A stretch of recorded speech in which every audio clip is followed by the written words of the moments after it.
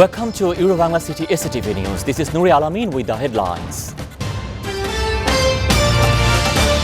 Prime Minister left for New York to attend 76th United Nations General Assembly will highlight vaccination climate and Rohingya issues.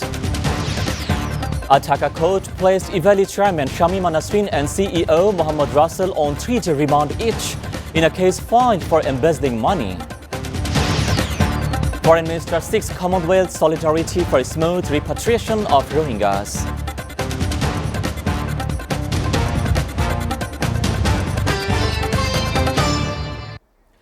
Prime Minister Sheikh Hasina left Dhaka for New York, USA to attend the 76th United Nations General Assembly UNGA this morning. A VVIP chartered flight to Biman Bangladesh Airlines departed the Hazrat Shahjalal International Airport, Dhaka, carrying the Premier and her entourage members. The Prime Minister will stay in New York from September 19 to 24.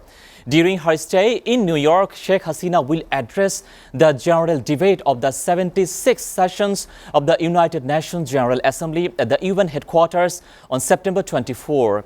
Prime Minister Sheikh Hasina will highlight the importance of equity in terms of vaccine sharing, climate change and Rohingya issue in her speech at the UNGA. On the sidelines of the UNGA in New York, Sheikh Hasina will hold bilateral meetings with a number of world leaders. After wrapping up her visit, Sheikh Hasina will leave Washington for Dhaka on September 30 and will return home on October 1st. A Dhaka court placed Iwali Chairman Shamima Nasreen and CEO Mohammad Russell on 3-day remand each in a case filed for embezzling money. Dhaka Metropolitan Magistrate Atikul Islam passed the order after police produced them before the court with 10-day remand prayer. Earlier on, Rapid Action Battalion RAB handed them to police. RAB arrested them after conducting raid on their residence in Mohammadpur area of the capital on Thursday. The raid came soon after a customer named Arif Baker filed a fraud case against Iwali CEO Russell and his wife Shamima Nasreen with Gulshan police station in the morning. The plaintiff alleged that Iwali has taken huge money from customers in e-commerce business but didn't deliver product to them. However, Mohammad Russell and Shamima Nasreen told RAB that the total number amount of Iwali liabilities is more than 1,000 crore taka. Foreign Minister A.K. Abdul Momen urged for Commonwealth solidarity for a smooth repatriation of the forcibly displaced Myanmar national FDMNS. He also urged to boost up intra-Commonwealth trade, vaccine equity and result-oriented climate action. Commonwealth leaders, however, commended the Prime Minister Sheikh Hasina's humanitarian role in taking bold decision to give shelter in a huge number of Rohingyas and thus saving thousands of innocent lives, and her leadership of the Climate Vulnerable Forum. He urged that Commonwealth to assist the persuading the government of Myanmar to follow their commitments. Foreign Minister informed the Commonwealth leaders of the initiatives undertaken as the chair of the Climate Vulnerable Forum. He also called upon the post-pandemic Commonwealth to demonstrate Commonwealth solidarity, connectivity and collective action to build back a more resilient, greener and sustainable post-COVID recovery. Delighted zookeepers at the Chittagong Zoo announced the birth of another tiger cub. The cub born of the Bengal tigers Raj and Shubhra on August 26. It has not been named yet. Its gender is also yet to be announced. Doctors said that the tiger cub was now doing well. The newborn cub is currently being given 75 millimeter of goat's milk 6 times a day, and it will remain under the supervision of a curator for the 6 months before it's placed in a cage. However, the number of tigers at the zoo stands at 10 now.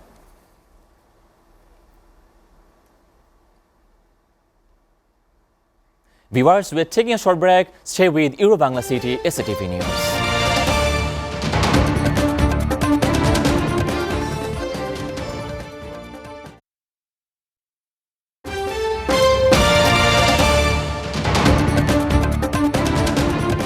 Welcome back, and you are watching SATV News.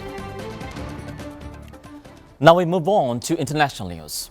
The Collective Security Treaty Organization CSTO and Intergovernmental Military Alliance in Eurasia has urged the global community to expand humanitarian assistance to Afghanistan.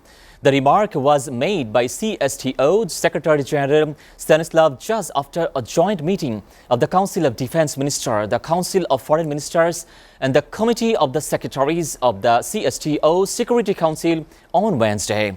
Jazz also emphasized the international of the CSTO member countries to help Afghanistan in building a peaceful, stable and prosperous country free from terrorism, war and drugs.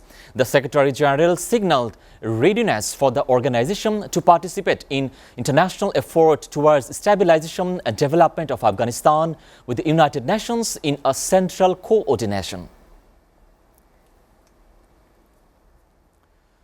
Meanwhile, Russia goes to the polls today to elect a new parliament in a three-day vote that the ruling United Russia Party is expected to win.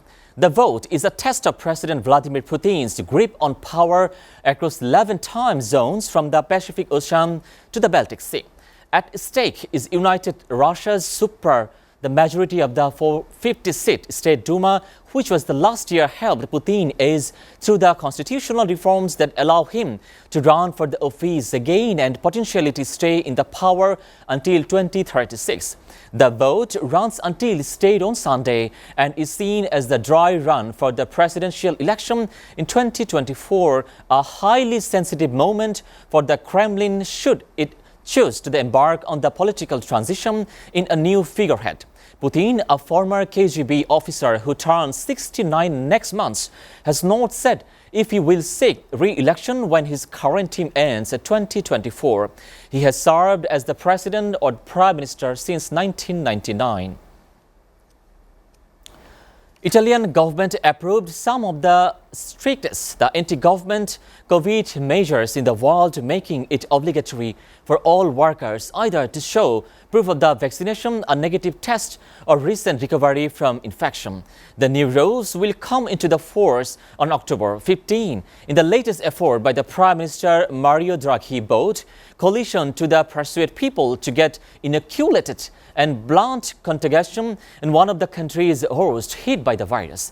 Any worker who fails to present a valid health certificate will be suspected on no pay but cannot be sacked.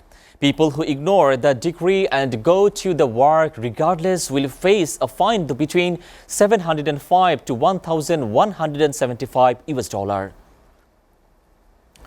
The World Bank Group has halted publication of its business climate report following a probe into data irregularities. The decision came on Thursday after internal audit reports raised ethical issues on the Doing Business 2018 and 2020 reports after the investigation was carried out by the law firm Wilmer Hale. The probe concluded that senior officials, including then World Bank President Jim Kong Im and the CEO Kristalina Georgieva, applied undue pressure to improve China's ranking in its 2018 reports. It also cited irregularities used to determine ranking for other countries in 2020. A previously hidden Vincent van Gogh sketch from a private collection went on display for the first time at the Amsterdam Museum on Thursday. Titled Study of the Worn Out, it depicts an old man sitting on the wooden chair and is known to be dated November 1882. A Dutch family who owns the drawing bought to the sketch around 1910 before asking the Van Gogh Museum to authenticate it.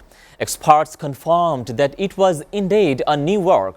The artist, the drawing, which had been hidden in a private collection for more than a century, will be on temporary display until January 2, 2022, before being returned to its owner.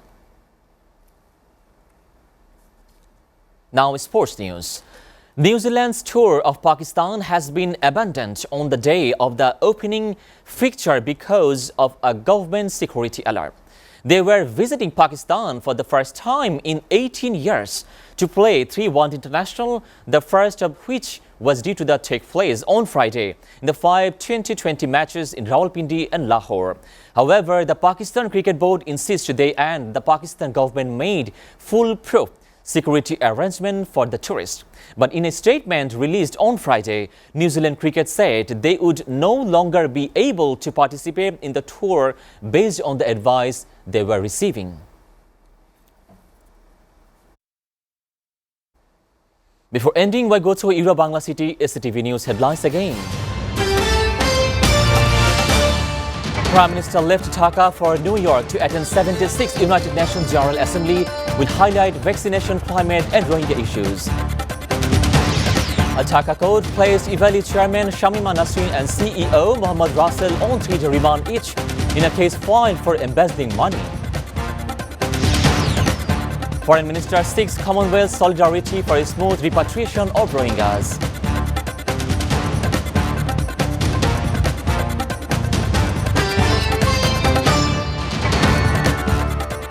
You are up to date with the Bangla City SATV News, and to know the latest news, visit www.satv.tv. Stay with SATV.